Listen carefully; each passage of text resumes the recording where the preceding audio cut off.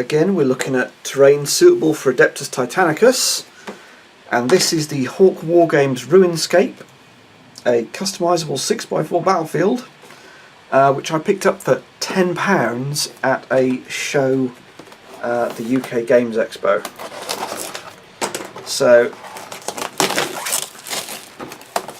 let's have a good look at what we get.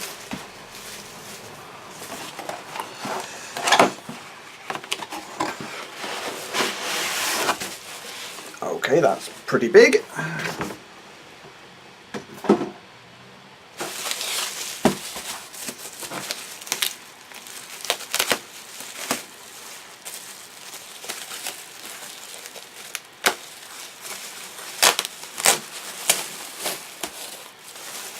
Okay, so buildings and card tiles.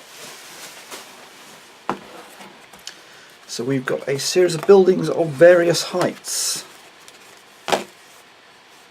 So we have 4 small buildings, 4 slightly bigger buildings, 4 slightly taller squarer buildings,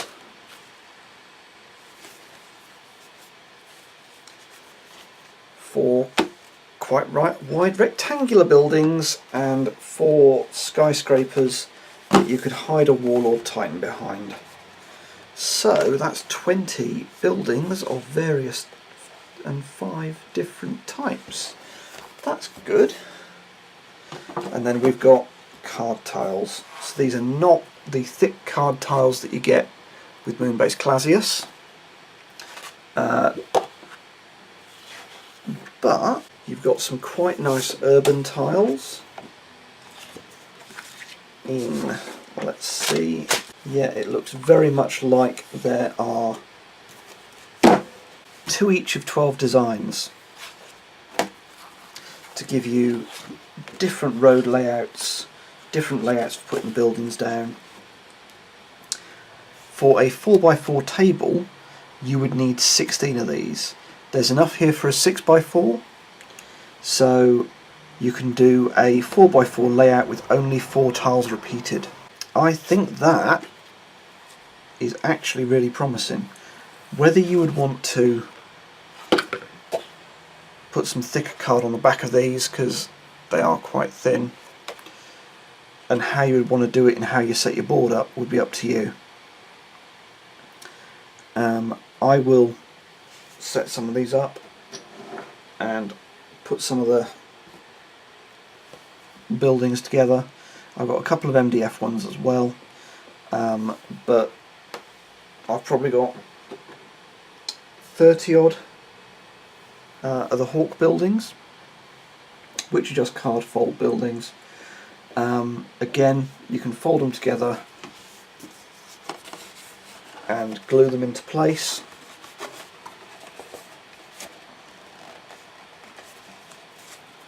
Yeah, you see how these go together, but you also see the size of this, because this is something like 9 inches high. You've got the flaps that will fit together. Yeah, it would take a little while to put these together, but they are quite simple. It might be a little bit of scoring with a ruler to get the right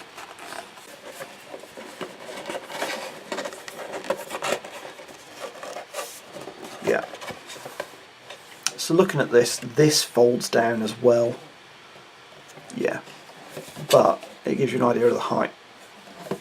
So that is easily as high as a Warlord Titan. You've got 4 buildings that can block Warlords, you've got a lot of buildings that can, every building can block Knights, and Reavers and Warhounds will easily fit behind half of these buildings. So you've certainly got enough to have an urban scene with everything that needs blocking being blocked. So these cornices fold down after you've put this inside. So it gives you an edge on the top for you to put infantry stands and things like that on the top of the models.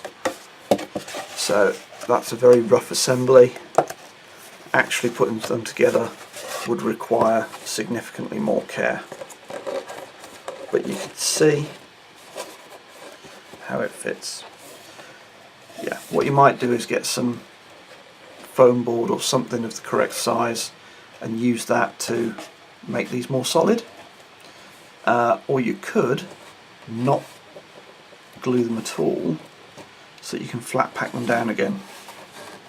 So yeah, for Adeptus Titanicus, if you can get this for £10 or £20, it's substantially cheaper than even just a mat. You can put this down as a permanent setup on a 4x4 board and glue this down, or you can keep it so you can swap them around. It is thin cardstock.